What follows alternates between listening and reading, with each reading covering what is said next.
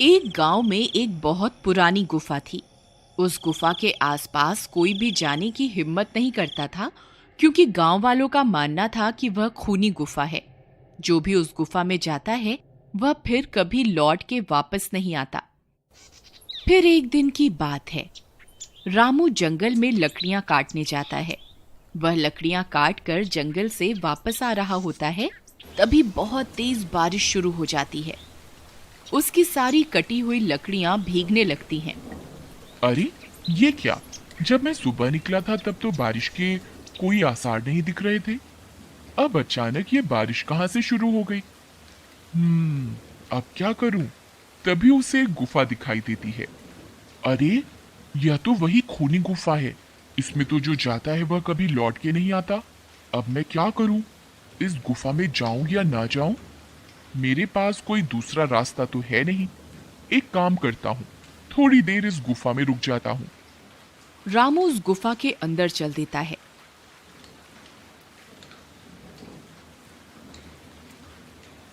अंदर जाने पर उसे डरावनी आवाजें सुनाई देती हैं। वह इधर उधर देखता है, किंतु उसे कोई भी दिखाई नहीं देता। फिर वह थोड़ा और अंदर की ओर चला जाता है और फिर कभी वापस लौट के नहीं आता। उधर गांव में रामू की पत्नी और उसका बेटा चिंटू उसका इंतजार करते रहते हैं। लेकिन पूरी रात गुजर जाती है और रामू घर वापस नहीं आता। फिर अगले दिन सुबह होने पर रामू की पत्नी और उसका बेटा गांव वालों के पास जाते हैं और उन्हें रामू के लापता होने के बारे में बताते हैं। अरे भैया, मेरे पति कल जंगल गए थे लकड़ियां काटने, परंतु वे घर वापस लौट के नहीं आए। कोई मेरी मदद करो उन्हें ढूंढने में। अरे बहन यशोदा, मैंने रामू को कल जंगल में देखा था। वह लकड़ियां काटकर घर की ओर आ रहा था। तभी तेज बारिश होने लगी और वह उस बारिश से बचने के लिए उस खूनी गुफा में चला गया। तुम तो जानती ही हो, वह खूनी गुफा है। उस गुफा के अंदर जो भी जाता है वह कभी वापस लौट के नहीं आता है। हे भगवान, अब मेरे पति का क्या होगा? शामू भैया, आप हमारी मदद कीजिए। आप कुछ गांव वालों को अपने साथ लेकर उस गुफा में जाइए। क्या पता आपको मेरे पति और बाकी गांव वाले जिंदा मिल जाएं। नहीं नहीं बहन, हम वहां मरने के लिए नहीं जाएंगे। सब बोलते हैं उस गुफा में एक चुड़ैल है, जो भी उस गुफा में जाता है वह उसे कच्चा खा जाती है। नहीं नहीं, हमें माफ करो, हम तुम्हारी कोई मदद नहीं कर सकते। फिर यशोदा और उसका बेटा हताश होकर वापस अपने घर की ओर चल देते हैं। अपनी माँ को परेशान देख चिंटू अपनी माँ को बोलता है। माँ माँ, तुम परेशान मत हो, मैं बाबा को वापस घर लेकर आऊंगा। अरे बेटा, जब पूरे गांव वाले मिलकर उस गुफा में जाने की हिम्मत नहीं जुटा पा रहे तो तुम क्या कर लोगे? कोई बात नहीं बेटा, भगवान तुम्हारे बाबा की रक्षा करेंगे। जाओ, बहुत रात हो गई है, तुम अब सो जाओ। चिंटू रात भर सो नहीं पाता और वह अपने बाबा के बारे में सोचता रहता है। फिर वह फैसला करता है कि वह अपने बाबा और बाकी गांव वालों को जरूर उस खूनी गुफा से वापस ला कर रहेगा। यही सोचकर वह आधी रात को जंगल की ओर चल देता है। जंगल का रास्ता बहुत डरावना होता है।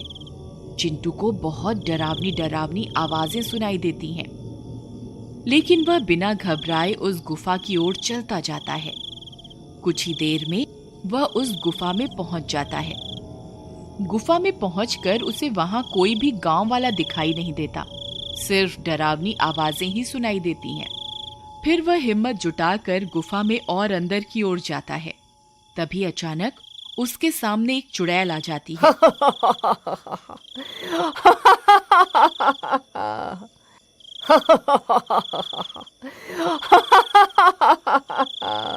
अरे ये कौन है जो इस गुफा में मरने के लिए आया है? चिंटू उस चुड़ैल को देखकर हक्का बक्का रह जाता है। डर के मारे वह कांपने लगता है। उस चुड़ैल को देखकर चिंटू की हालत खराब हो जाती है, लेकिन वह भागता नहीं है और अपनी जगह पर डटा रहता है। चुड़ैल उसे बहुत डराने की कोशिश करती है, लेकिन वह अपनी जगह पर डटा रहता है। अरे, ये तो छोटा बच्चा है, ये तो मेरे किसी काम का नहीं है। इसे यहां से कैसे भगाऊं? ये तो मेरा सारा काम चौपट करवा देगा। दूसरी तरफ चिंटू को घर में न पाकर यशोदा घबरा जाती है। हे भगवान, अब चिंटू आधी रात को कहां चला गया? कहीं वह अपने बाबा को छुड़ाने उस खूनी गुफा की ओर तो नहीं चला गया। हे भगवान, अब मैं क्या करूं? फिर वह भागती हुई शामू के घर जाती है और उससे मदद मांगती है। भैया, चिंटू घर से लापता है। वह अवश्य ही अपने बाबा को बचाने के लिए उस खूनी गुफा की ओर गया होगा। कृपा करके मेरी मदद कीजिए। फिर शामू भागकर बाकी के गांव वालों के पास मदद मांगने जाता है। अरे भाई कालिया, चिंटू भी उस खूनी गुफा की ओर चला गया है। अब हम सबको मिलकर उसकी मदद करनी चाहिए। अगर एक बच्चा अकेला आधी रात को उस जंगल में खूनी गुफा में जाने की हिम्मत दिखा सकता है तो हमें अपने आप पर शर्म करनी चाहिए। तुम सही कह रहे हो शामू। चिंटू की हिम्मत को देखकर मुझ में भी हिम्मत आ गई। चलो, हम सब उस खूनी गुफा में चलते हैं। जो होगा देखा जाएगा। यही सोचकर कुछ गांव वाले मिलकर उस खूनी गुफा की ओर जाते हैं। दूसरी तरफ वह चुड़ैल चिंटू को वहां से डराकर भगाने की कोशिश करती रहती है, परंतु चिंटू अपनी जगह से नहीं हिलता। अरे मूर्ख बालक, क्या तुझे मुझसे डर नहीं लगता? मैं तुझे कच्चा ही खा जाऊंगी। मैं तुझे आखिरी बार बोल रही हूं, यहां से चला जा, नहीं तो अच्छा नहीं होगा। हे चुड़ैल, मैं अपने बाबा से बहुत प्यार करता हूं। अगर वे मेरे लिए अपनी जान दे सकते हैं तो मैं उनके लिए अपनी जान देने को तैयार हूं। मैं उन्हें लिए बगैर यहां से नहीं जाऊंगा। अब मैं तुमसे नहीं डरता। तुम्हें जो करना है कर लो। अरे यार, ये तो बहुत बहादुर है। यहां से जाने का नाम ही नहीं ले रहा। कहीं मेरी सच्चाई सबके सामने ना आ जाए। अब मैं क्या करूं? तभी सब गांव वाले हाथों में मशाल लिए वहां पहुंच जाते हैं।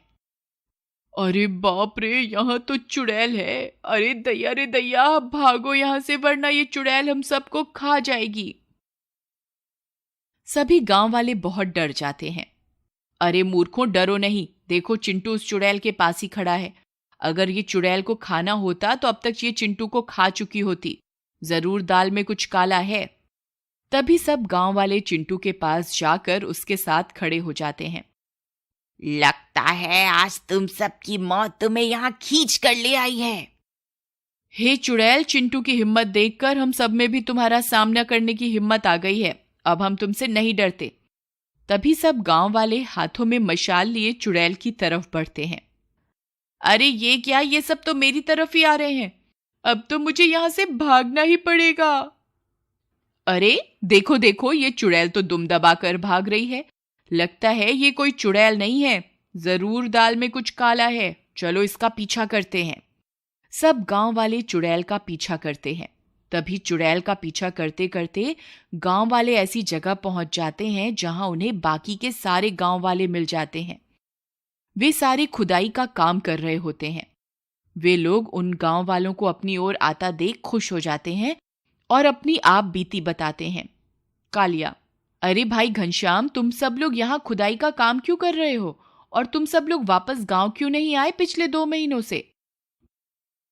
अरे क्या बताएं भाई कालिया, ये औरत ने चुड़ैल बनकर हमें जबरदस्ती यहाँ कैद करके रखा हुआ था और खजाने के लालच में हमसे दिन रात यहाँ खुदाई करवाती रहती थी। जब भी कोई गांव वाला हमारी तलाश में इस गुफा की ओर आता तो यह उसे डरावनी आवाजें निकालकर यहाँ से भगा देती थी और उसे अंदर नहीं आने देती थी।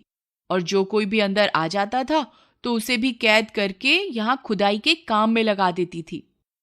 तब सब गांव वाले मिलकर उस चुड़ैल को पकड़ लेते हैं। मुझे माफ कर दो, मैं खजाने के लालच में तुम सबको डराती थी। मैं कोई चुड़ैल नहीं हूं। मुझे मेरी गलती का एहसास है। तुम मुझे जो भी सजा दोगे मुझे मंजूर है। कोई बात नहीं, तुम्हें तुम्हारी गलती का एहसास हो गया, यही बहुत है। मॉरल, हमें कभी भी डरना नहीं चाहिए और किसी भी भूत चुड़ैल में विश्वास नहीं करना चाहिए। ये कहानी कहीं ना कहीं अगर आपके दिल को छुए तो प्लीज लाइक जरूर कीजिएगा। Humanity should be our race, love should be our religion. Thanks for watching.